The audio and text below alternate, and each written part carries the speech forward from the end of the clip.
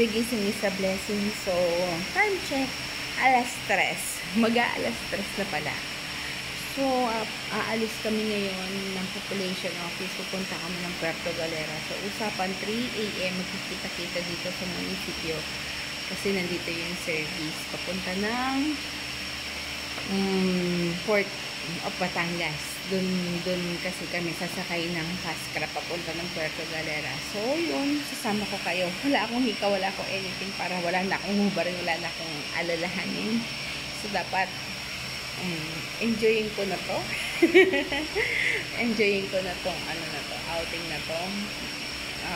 Pag-beach dito sa Pinas. So, tingnan natin kung ano mangyayari sa mga susunod na araw.